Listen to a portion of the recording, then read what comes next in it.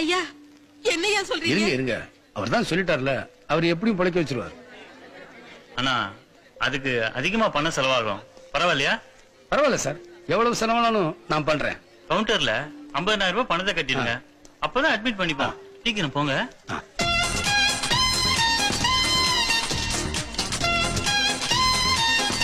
Sir, fashion பேர்ல bill கொடுங்க.